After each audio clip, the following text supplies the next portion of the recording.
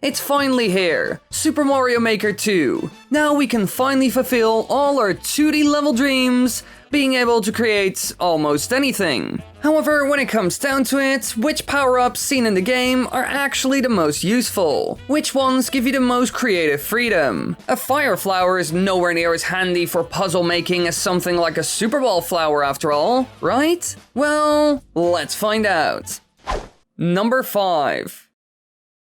Now to start off, we will look at one that's a bit weird for a flying power-up, because getting up in the air is really easy, and the only time you have to pay attention is when getting down. The Propeller Mushroom, which was introduced to the Mario franchise in New Super Mario Bros. Wii. It lets the player fly through the air, spinning like a propeller until gently floating to the ground, which means you go up fast, and then fall down slow. And by holding the button down, you will drill down for an attack with the same effect as a ground pound. So overall, its effects are quite interesting and very, very different, which I also mentioned in my most recent Evolution of Flight power-ups video that I will link in the upper right corner for you. But you can actually use this weird little power-up to create some very interesting levels that make great use of all the abilities it has. Let me give you an example. Let's say you build a level where you first get a Propeller Mushroom and you need to get past a bunch of hazards, using its ability to go up, slowly fall down and ground pound to get on a platform very quickly. This could already be a very interesting course. In general, you can do a number of things with it, because of the fact that it can do almost anything in the sky. If you want to make a course with a camera that slowly goes up and the player has to run from something, then the Propeller Mushroom is an amazing fit. Or a flying section that goes from left to right, where you need to avoid all the hazards along the way by flying over it all. I could come up with a ton of level ideas using this little mushroom, because it can do almost anything a flying power-up has to do, making it a perfect fit for a game like Super Mario Maker 2. Number 4.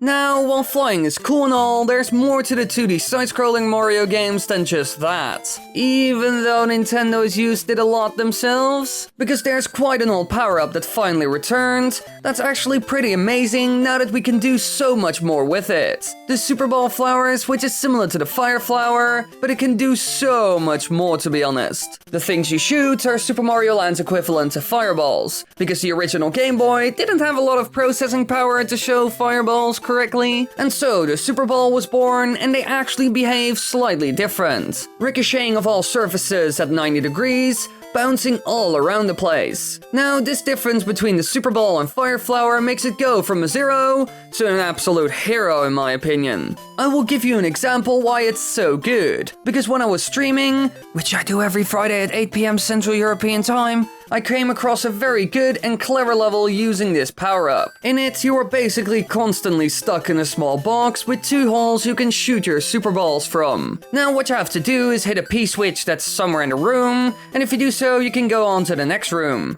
This starts off easy, and it gets harder and harder to hit the switch, because they added all kinds of hazards, obstacles, and even platforms that you need to activate perfectly. All of this is a crazy good idea. However, they can do so much more with it. Heck, you could even make a combat-based level where you need to use Super Balls in a specific way to even hit your enemy. So in my opinion, it's great that they finally brought it back, because I never imagined it could be so useful. Number 3.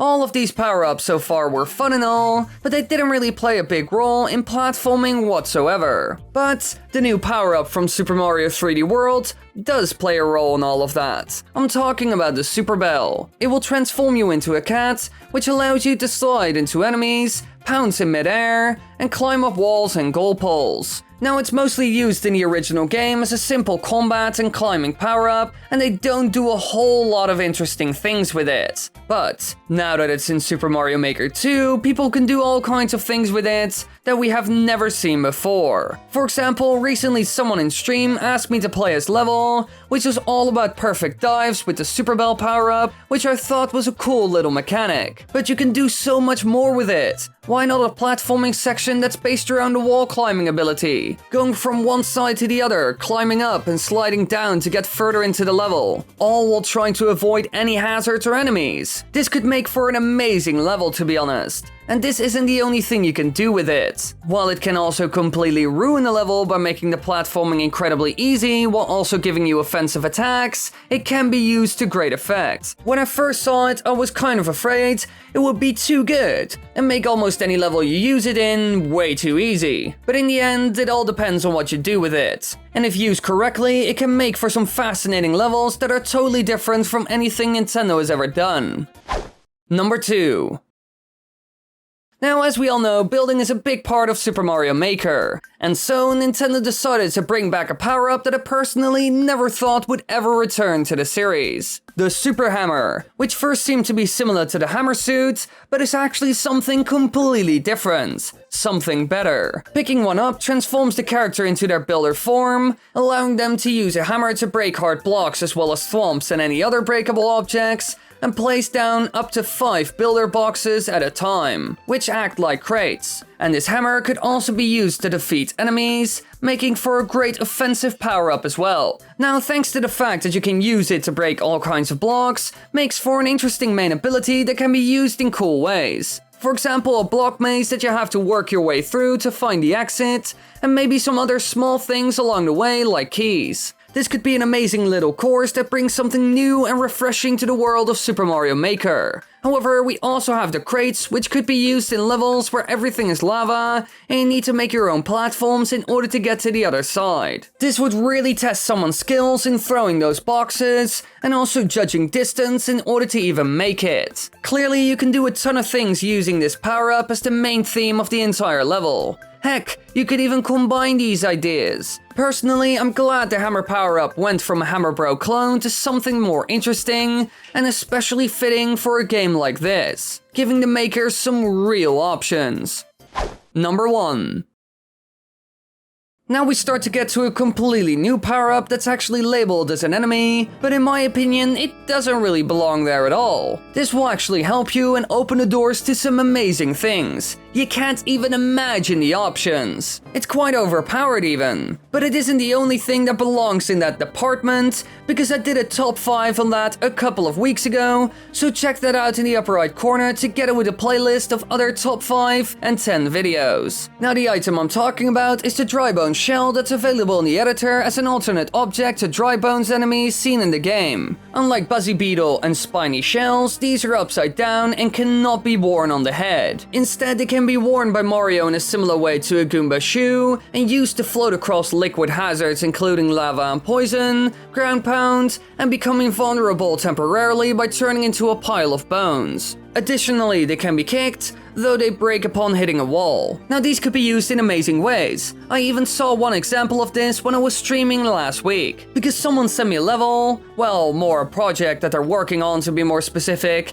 in order to get my opinion on it. And they ended up using the Dry Bones Koopa Shell in such a fascinating and fun way that I actually fell in love with this whole level. You have to grab the shell and use it to float on the lava that's helping you up some sort of tower structure. But the thing that makes it interesting and also quite difficult is the fact that you need to go from right to left and left to right in order to get up, trying to be fast enough so the ceiling won't crush you, and along the way you need to dodge the thwomps by turning into a pile of bones. All of this just works incredibly well. There were some minor problems with the level, but overall it was an amazing experience. It was fast-paced, quite difficult, and uses the dry Koopa Shell in an amazing way. But I bet you can do even more with it. You could even make some sort of Wind Waker type level where there's a poison sea that you need to go through using your shell boats, going from island to collect pink key coins so you can enter a special dungeon at the end to beat the entire level. There are a lot of options which I like, and people made some amazing things. I even did a video on 10 amazing levels that I found, so go check it out by clicking in the upper right corner together with a playlist of more videos. But when it comes to this video, I just want to say one more thing. You could do so much with the power-ups I mentioned in this video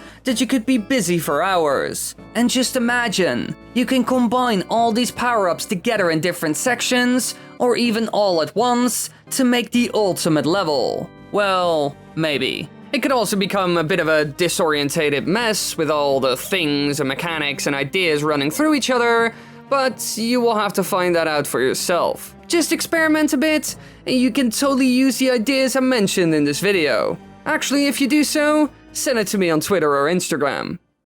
Hey you there, thanks for watching this video. Be sure to click the subscribe button and the bell button so you won't miss any videos, and click the upper right corner and the annotations on the screen for more. Please do that. Also like and comment. Help out the channel by doing these things. Yes, please.